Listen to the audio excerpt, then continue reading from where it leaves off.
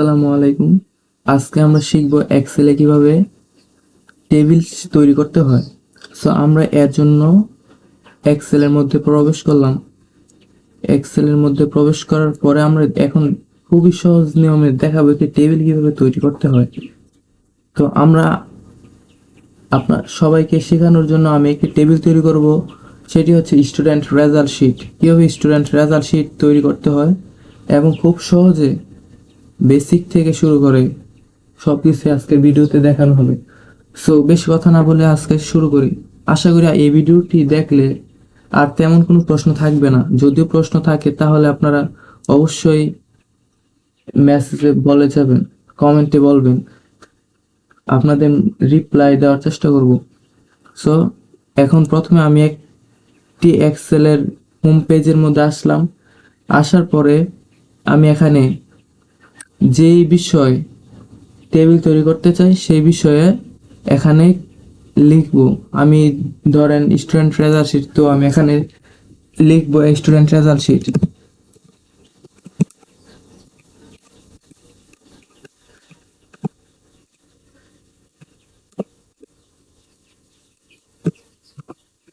Student result sheet. তো আমরা কিন্তু এখানে প্রথম স্টুডেন্ট রেজাল্ট শিট লিখে দিলাম। স্টুডেন্ট রেজাল্ট শিট লিখে দেওয়ার পরে আপনারা দেখেন এই লেখাটা কিন্তু অন্যগুলার সমান। আমরা যদি প্রথম যেহেতু হেডলাইন উপর লেখাটা একটু বড় করতে চাই, তাহলে স্টুডেন্টে পুরো লেখাটাকে সিলেক্ট করে এই যে এখানে এর মতো একটা চিহ্ন উপরের দিকে, এইটার মধ্যে আমরা ক্লিক করে দেব। এই দেখেন আপনার যতটুকু ইচ্ছা ততটুকু এটাকে বড় করে নিতে পারবেন। দেখেন লেখাটা কিন্তু একটু উপরে চলে গেছে। এই উপর থেকে সম্পূর্ণ রূপে সমান করার জন্য আপনারা ঠিক জায়গা আনার জন্য আপনার অন্যটা ঘরে ক্লিক করে দেখবেন লেখাটা কিন্তু বড় হয়েছে, একটু সুন্দর হয়েছে এবং ঠিক যে একটা জায়গার মধ্যে বসে গেছে। সো এখন আমরা কি করব, এখানে আমরা সিরিয়াল নম্বর, রোল নম্বর দিয়ে দেব। যেহেতু এখানে সিরিয়াল নম্বর আছে, আমি আর সিরিয়াল নম্বর দিব না, এখানে আমি রোল নম্বর দিয়ে দেব। কিছু রোল নম্বর এখানে আমি রোল দিয়ে দিলাম। নম্বর, রোল নম্বর আমি এই ঘরে দিয়ে দিচ্ছি। স্টুডেন্ট নেম, স্টুডেন্ট নেম আমি দিয়ে দিলাম। তো এরপরে কি করব, দেখেন স্টুডেন্ট নেম লেখাটা কিন্তু এই যে দেখেন এই ঘর থেকে অনেকটাই, এই যে এখান থেকে অনেকটাই বড় হয়ে গেছে। তো আমরা যদি ঘরটাকে আরেকটু বড় করতে চাই, এটা সমান করতে চাই, এর জন্য যেহেতু এটা বি কলামে আছে, বি কলামে এই বি কলামের এই যে সাইডে কার্সারটাকে আনার পরে বি কলাম প্রথম ক্লিক করব, তারপরে এই কার্সারটাকে সাইডে আনবো। সাইডে আনার পরে মাউসের লেফট বাটনে দুইবার ক্লিক করব। দেখেন আমাদের এই ঘরটা কিন্তু স্টুডেন্ট নেম এই লেখাটা সমান হয়ে গেছে। সো আমরা এখানে আমি আমার মনের মতো 3টি সাবজেক্ট নিব। প্রথমে আমরা নিয়ে নিলাম বাংলা, তারপর আমি নিয়ে নিলাম ইংলিশ। ইংলিশ নিয়ে নেওয়ার পরে আমরা এখানে ম্যাথ নিয়ে নিব। সরি, ম্যাথ নিয়ে নেওয়ার পরে আমাদের কিন্তু কাজ মোটামুটি প্রায় অনেকটাই আগে গেছে। তো আমরা এখন কি করব, ম্যাথ নিয়ে নেওয়ার পরে আমরা এই রোল নম্বরের জায়গায় একটি রোল নাম্বার দিব। ধরেন আমি দিলাম 501, দ্বিতীয় ঘরে দিলাম 502। তো দেখেন আমি যদি নিচে এই দুইটা দিলাম, এখন যদি আমি নিচে আরো অসংখ্য রোল নাম্বার নিতে পারি, তবে আমার এইভাবে একটা একটা করে লিখতে হবে না। আমি চাইলে এক ক্লিকে যত হাজার যত লক্ষ ইচ্ছা তত রোল নম্বর নিতে পারি। তো এর জন্য আমরা কি করব, এর জন্য প্রথমে আমরা প্রথম ঘরটাকে সিলেক্ট করব। সিলেক্ট করে মাউসের লেফট বাটনে ক্লিক করে ধরে আমরা নিচের ঘরটাও সিলেক্ট করব। নিচের ঘরটা সিলেক্ট করার পরে এই যে সবুজ রঙের ঘরটার কর্নারে দেখেন একটা বিন্দুর মতো চিহ্নের উপর যখন মাউসের কার্সারটাকে নিয়ে গেলাম, দেখেন এটা কিন্তু প্লাস চিহ্ন হয়ে গেছে। প্লাস চিহ্ন হয়ে যাওয়ার পরে আমরা মাউসের লেফট বাটনে ক্লিক করে ধরে আমরা যতটুকু নিতে চাই ততটুকু কিন্তু সিরিয়াল অনুযায়ী হয়ে যাবে। দেখেন 501, 502, 503, 504, 505। তো এভাবে কিন্তু আমরা খুব সহজে আরও নিতে পারবো। আমি আপনাদেরকে দেখানোর জন্য 5টা রোল নম্বর নিয়ে নিলাম। এখন আমরা এখানে স্টুডেন্ট নেম দিয়ে দেব। ধরেন আমি দিলাম রহিম। দ্বিতীয় ঘর আমরা দিয়ে দিতে পারি করিম। করিম। তৃতীয় ঘরে আমরা দিয়ে দিতে পারি জামাল। চতুর্থ ঘরে আমরা দিতে পারি হৃদয়। হৃদয় দিয়ে নেওয়ার পরে ধরেন আমি এই ঘরটা 4টাই রাখলাম, এটাকে মুছে দিলাম। কেটে দেওয়ার পরে আমরা এই 4টার বাংলা, ধরেন আমি বাংলায় নাম্বারটা দিয়ে দিলাম। ধরেন ও বাংলাতে 78 পেল। তারপরে করিম পেল বাংলাতে 87। আমি আমার মতো করে দিয়ে নিচ্ছি, আপনারা আপনাদের মতো করে দিয়ে নেবেন। তো যত পায় আপনারা দিয়ে নেবেন, কিন্তু আমি একটা আন্দাজ করে দিয়ে নিচ্ছি। তো ইংলিশেও আমি এরকম একটা আন্দাজে বসে নিচ্ছি শুধু দেখানোর জন্য, ইজি হওয়ার জন্য। আমি চাইলে আরো কম নিতে পারতাম, আমি যেহেতু 3টা নিছি 3টাই দেখাচ্ছি। সো এরপরে আমরা ম্যাথ নিব, ম্যাথে আমরা 5টা নিব। আমি আমার মতো করে নিয়ে নিচ্ছি, আপনারা চাইলে একটু জায়গায় স্কিপ করতে পারেন। তো আমরা কিন্তু 3টি বিষয় নিয়ে নিলাম, নাম্বারগুলো বসিয়ে নিলাম। তো এখন আমরা এখানে টোটাল একটা ছাত্র এই যে সে কত পেল টোটাল, যত আর আপনি চাইলে আরো নাম্বার নিতে পারেন, আরো বিষয় নিতে পারেন। তো সবগুলোকে টোটাল দেওয়ার জন্য আমরা এখানে টোটাল নিব। আমরা এখানে টোটাল নেওয়ার পরে টোটালের যে এই ঘর, আমাদের এই ঘরে যেহেতু এই সংখ্যাগুলোর যোগফল আসবে, সেই টোটাল কত পেল সেই ঘরের মধ্যে আমরা ক্লিক করে আমরা একটি সূত্র বসাবো। সূত্রটা আমাদেরকে মুখস্থ করতে হবে না, সূত্রটা আমাদের এখানে আছে এই যে উপরে। এই দেখেন আমাদের কার্সারটার দিকে একটু লক্ষ্য করেন, দেখেন উপরে ওটুসাম বলে একটা লেখা আছে, ওটুসাম। এই ওটুসামের পাশে একটা ছোট্ট এরো চিহ্ন আছে, এরো চিহ্নতে আমরা ক্লিক করে দেখেন এখানে সাম এসছে। এই সাম একটি লেখা আছে সাম, এই সামে আমরা ক্লিক করব। সরি, আবার যাব সামে ক্লিক করব। দেখেন আমাদের কিন্তু সাম চলে আসলো। সামে আসার পর আমরা ইন্টারে চাপ দেবো, দেখেন আমাদের সবগুলো সংখ্যার যোগফল কিন্তু চলে এলো। তো আমরা এখান থেকে চাইলে আবার আগের মতো ছোট বিন্দুতে কার্সারটিকে ধরে ক্লিক করে নিচের দিকে আমরা নিয়ে আসলে দেখেন সবগুলোর যোগফল কিন্তু একবারে আসলো, আমাদের কিন্তু আর কষ্ট করতে হচ্ছে না। সো এভাবে আপনারা সহজ নিয়মে টেবিলটি তৈরি করতে পারবেন। এক্সেল মানি হচ্ছে সহজ। এক্সেলকে তৈরি করা হয়েছে মাত্র সহজ কাজ করার জন্য, কঠিন কাজকে সহজ করে দেওয়ার জন্য। তো আমরা এখানে আরেকটি নিব। ধরেন সে অ্যাভারেজ কত পেল, অ্যাভারেজ অ্যাভারেজ অ্যাভারেজ নেওয়ার জন্য আমরা এখানে অ্যাভারেজ লিখে দেব। অ্যাভারেজ সে কত পেল সেটা আমরা হিসাব করার জন্য এই ঘরে অ্যাভারেজের হিসাবটা করব। তো অ্যাভারেজের জন্য আমরা এই ঘরটা সিলেক্ট করার পর দেখেন অটোসাম, এই যে এখানে সব সূত্র, এই অটোসামের এরুতে ক্লিক করে এই যে অ্যাভারেজ এখানে লেখা আছে অ্যাভারেজ। অ্যাভারেজ কিন্তু এই সবগুলো নাম্বার চলে আসলো। আমরা কিন্তু এই সবগুলো না, এই যে টোটাল লেখাটা বাদ দিব। টোটাল লেখাটা বাদ দেওয়ার জন্য আমাদের যে এখানে আছে এখান থেকে কেটে দিতে হবে, F3 কেটে দিতে হবে। এইটা কেটে দেওয়ার পরে আমাদেরকে প্রথমে এটা সিলেক্ট করতে হবে, তারপরে এটা সিলেক্ট করতে হবে। সরি, প্রথমে আমাদেরকে আমরা যেই ঘরটাতে অ্যাভারেজ নাম্বারটা নিব সেই ঘরটার মধ্যে ক্লিক করে, আবারও দেখাচ্ছি এই এরোতে ক্লিক করে অ্যাভারেজ অ্যাভারেজ আসলো, কিন্তু এই সূত্রটা চলে আসলো। তো আমরা কিন্তু বাংলা, ইংলিশ, ম্যাথ সবগুলো এই শুধু 3টি সংখ্যার অ্যাভারেজ লাগবে। টোটাল যে নাম্বারটা আছে এটা কিন্তু আমাদেরকে বাদ দিতে হবে। দেখেন এখানে কিন্তু সবগুলো সিলেক্ট হয়ে গেছে। আমাদের এইটা বাদ দেওয়ার জন্য আমাদেরকে প্রথমে F3টা বাদ দিতে হবে। F3 বাদ দেওয়ার পরে আমাদের কি করতে হবে, এই যে ম্যাথ কত নম্বরে আছে দেখেন, প্রথমে ই কলামে আছে তাই আমরা ই দিয়ে নিব খুব সহজভাবে। ই কলামে যেহেতু আছে ই দিয়ে নিব।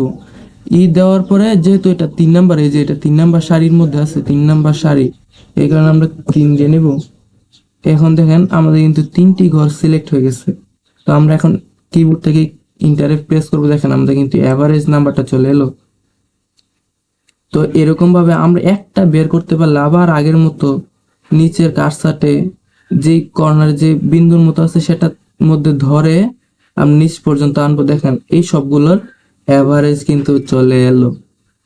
তো আমরা এভাবে এক্সেলের মাধ্যমে খুব সহজে একটা রেজাল্ট শিট তৈরি করতে পারি। তো রেজাল্ট শিট কিন্তু তৈরি করা হয় নাই, আমরা কিন্তু আরো একটু সুন্দর করতে পারি এটারে, আর একটু রং করতে পারি। আমি দেখিয়ে দিব শেষে যে কিভাবে এটাকে প্রিন্টও করতে হয়। সো আপনারা থাকেন আমার সাথে। সো প্রথমে আমরা দেখেন এই লেখা আরেকটু সুন্দর করার জন্য আমরা স্টুডেন্ট লেখাটাকে এক সাইডে না রেখে মাঝখানে আনতে পারি। তো এর জন্য আমরা সবগুলো এতটুকু পর্যন্ত সিলেক্ট করব। সিলেক্ট করার পরে আমরা এই যে উপরে এখানে একটা চিহ্ন আছে, এটা হচ্ছে সেন্টার। এই যে এটা অ্যালাইনমেন্টের যেই ফন্ট, অ্যালাইনমেন্টের যে এরিয়াটা আছে এটার মধ্যে এখানে একটা এটা আছে, এটার মধ্যে আমরা ক্লিক করে দেব। এই যে এটার মধ্যে না, প্রথমটা ওই যে এই পুরোটাকে আমরা মাঝখানে এই লেখাটাকে মাঝখানে আনার জন্য আমরা এই যে এখানে যে একটি ম্যানেজ এন্ড সেন্টার আছে, ম্যানেজ এন্ড সেন্টার আমরা ক্লিক করব। ম্যানেজ এন্ড সেন্টারে ক্লিক করার পরে ম্যানেজ এন্ড সেন্টার একটি লেখা আছে, এই লেখাতে ক্লিক করে দেবো। দেখেন লেখাটা কিন্তু সেন্টারে চলে এলো। সো আমরা চাইলে কিন্তু এটারে সেন্টারে আনতে পারবো। দেখেন এই সবগুলোর আমি সেন্টারে নিয়ে আসবো। সেন্টারে আনার জন্য আমরা সিলেক্ট করব প্রথম রোল নম্বরগুলো, তারপরে আমরা এখান থেকে ম্যানেজ এন্ড সেন্টারে যাব। দেখেন লেখাগুলো কিন্তু সেন্টারে চলে এলো। এরকম ভাবে আমরা সবগুলো লেখাকে সেন্টারে আনতে পারি। সরি, আবার চলে গেল। ওকে দিয়ে নেই।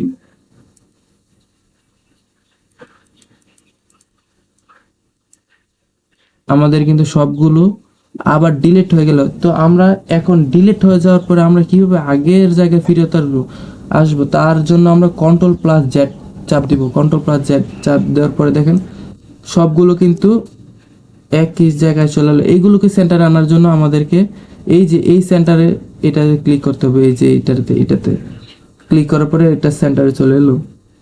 আমরা কিন্তু এইভাবে এই সবগুলো লেখা সেন্টারে আনতে চাই। বাংলা, ইংলিশ, ম্যাথ সবগুলোকে আনার জন্য আমাদেরকে সবগুলো প্রথম সিলেক্ট করতে হবে। সিলেক্ট করার পরে সবগুলো ঘর, তারপরে এখানে এই যে এটার মধ্যে ক্লিক করব। তাহলে দেখেন আমাদের কিন্তু সবগুলো লেখা সেন্টারে এসে পড়লো এবং খুব সুন্দর হয়ে গেল। তো আমাদের যে এখানে এইটারও আমরা সেন্টারে নিয়ে আসব। তো আমরা এটার জন্য দেখেন সেন্টারে চলে এলো। তো অ্যাভারেজ দেখেন আরেকটা বিষয়, এখানে দেখেন অ্যাভারেজে একজন 62.সামথিং পেল। তো দশমিক পরের সংখ্যাগুলো আমরা কিভাবে বাদ দিব, এর জন্য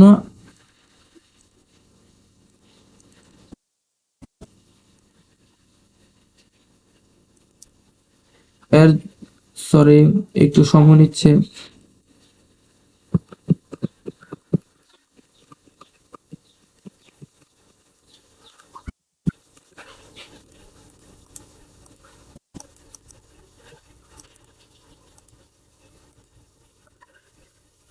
আমাদের এটা আবার কেটে বা সুন্দর করে দিতে হবে। সো এটাকে আমি আবার অ্যাভারেজ দিচ্ছি। অ্যাভারেজ অ্যাভারেজ পুরোটাকে আমি কেটে F3 বদলে E3 দিয়ে দিব। E3 দিয়ে ইন্টারপ্রেস করব। দেখেন আমাদের আসে বললো। সো আমরা এখান থেকে কিভাবে আমরা বলতেছিলাম যে এখানে কিভাবে আমরা দশমিকের পরের সংখ্যাগুলো বাদ দিব। তো এর জন্য আমাদের ঘরটাকে সিলেক্ট করতে হবে। প্রথম যে ঘরটা নিব এই ঘরে সিলেক্ট করার পরে এই যে এখানে দেখেন একটি চিহ্ন আছে, দেখেন এই যে দশমিকের মতো, এটা যদি আমরা এটাতে চাপ করে দেই দেখেন আমাদের সংখ্যা কিন্তু আর বাড়বে। তা দেখেন এটার পাশে দেখেন এই যে আরেকটা সংখ্যা আছে, এটাতে যদি আমরা ক্লিক করে দেখেন দশমিকের পর সংখ্যাগুলো ধীরে ধীরে কমতে শুরু করবে। দেখেন আমাদের কিন্তু এখন শুধু 63। একজন যদি বলে যে তুমি অ্যাভারেজে কত পেলা, তখন সে কিন্তু 63 বললেই বুঝবে যে সে কত পেল। তো আমরা এরকম ভাবে এটারও 62 করে দেব। 62। সো আমরা এভাবে কিন্তু এটা এরকম করতে পারি। সো আমরা এটার এখন কালারিং করব। এটাকে আমি প্রথম সেন্টারে নিয়ে আসি। সেন্টারে নিয়ে আসার পরে আমরা প্রথমে এই ঘরটাকে কালারিং করব। এই পুরো ঘরটাকে কালারিং করার জন্য যাতে মানুষ নজরে আর একটু বেশি আটকায়, সো এটাকে পুরোটাকে সিলেক্ট করব। সিলেক্ট করার পরে আমরা এখানে দেখেন স্টাইলটা, আমরা ফন্ট স্টাইলটা একটু বড় করে দেবো। মানে এখানে দেখেন বোল্ড লেখা আছে, বি এটা দিয়ে বোল্ড, এটার মধ্যে যদি আমরা ক্লিক করে দেখেন লেখা গেল কিন্তু আর একটু মোটা হয়ে গেল, মানে বোল্ড হয়ে গেল। তা আমরা এখান থেকে লেখার স্টাইলটা কিন্তু আর একটু পরিবর্তন করতে পারি। তো এর জন্য আমাদের দেখেন এই যে এখানে একটা এরো চিহ্ন আছে, অ্যাপটজ নারো, এখানে আমরা ক্লিক করব। দেখেন আমাদের এখানে বিভিন্ন ধরনের ডিজাইন আছে, ডিজাইনগুলো আমরা ইচ্ছা মতো দিয়ে নিতে পারি। সো আমি এই ডিজাইনটাকে দিলাম, দেখেন লেখাটা কিন্তু একটু স্টাইলিশ হয়ে গেল। সো আমাদের লেখাগুলো পরিবর্তন করার পরে আমি এই লেখাটার ফন্ট একটু পরিবর্তন করতে চাই। ফন্ট পরিবর্তন করার জন্য দেখেন আমি এই কালারটা নিয়ে নিলাম। এই দেখেন আমাদের লেখাটা কিন্তু আরেকটু নজর করা হয়ে গেল। তো আমরা তারপরে এই যে রোল নম্বর আছে, রোল নম্বরের সিরিয়ালটা আমি আমার মতো করে দিয়ে নিলাম। রোল নম্বরটা আমি এটা দিয়ে দিচ্ছি। তারপর স্টুডেন্ট আমি আমার মতো করে দিয়ে নিচ্ছি। আপনারা চাইলে আপনাদের মতো করে দিয়ে নিতে পারবেন, এখানে অনেক কালার আছে। তো এখানে আমি এইটাকে তারপরে পুরো রেজাল্টগুলোকে আমি আরেকটা কালার দিয়ে নিচ্ছি। ধরেন আমি এই কালারটা দিয়ে নিলাম, না এই কালারটা তো আমাদের এক হয়ে গেল। তো আমি আরেকটু ভিন্ন করে দিচ্ছি, আমি এটাকে দিয়ে দিলাম। তো আমি আমি আরেকটা কালার নিয়ে নিচ্ছি। টোটালের জন্য আমি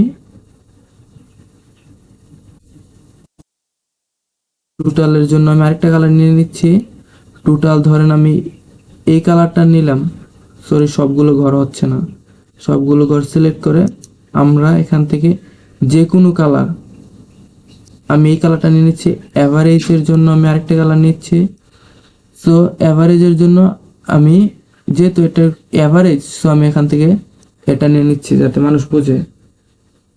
সো আপনারা আপনাদের মতো করে কালার দিয়ে নেবেন। দেখেন আমাদের রেজাল্ট শিট কিন্তু একদম মোটামুটি পুরোপুরি শেষ, আমাদের কাজ কিন্তু পুরোপুরি শেষ। আপনারা চাইলে এভাবেই কাজগুলো একদম ইজিলি ভাবে করতে পারেন। তো আমরা এখন এটাকে প্রিন্ট কিভাবে করতে হয়, যদি আপনাদের প্রিন্টার থেকে থাকে, মানে এটাকে প্রিন্ট করে বের করতে চান প্রিন্টার থেকে থাকে, তাহলে আপনারা কিবোর্ড থেকে কন্ট্রোল চাপ দিয়ে ধরে, মানে কন্ট্রোল প্লাস পি দিবেন, মানে printer P, control P.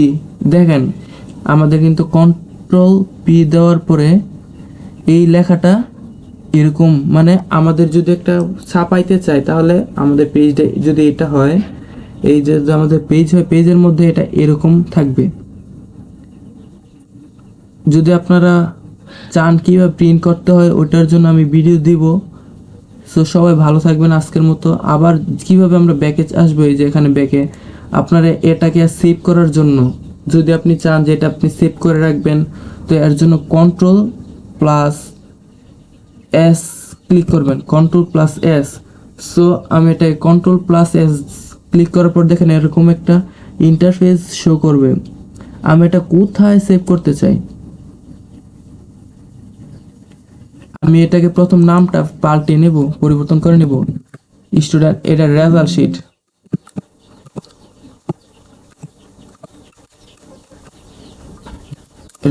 Sheet, sorry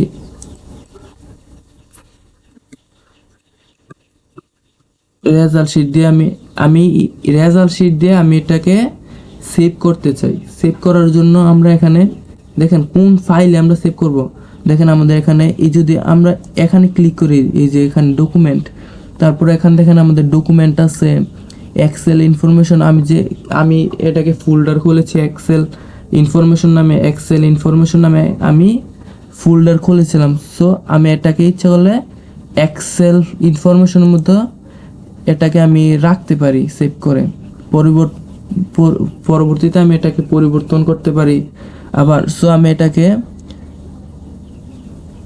Excel information এইটার মধ্যে ক্লিক করে দিলাম, আমি এটার মধ্যে রাখবো। সো আমি কিন্তু এটাকে সেভ দিয়ে দিলে সেভ হয়ে যাবে। তো আমি সেভ দিয়ে দিলাম, কিন্তু সেভ হয়ে গেল। সো আমরা কিন্তু চাইলে খুব সহজে এরকম রেজাল্ট শিট তৈরি করতে পারি।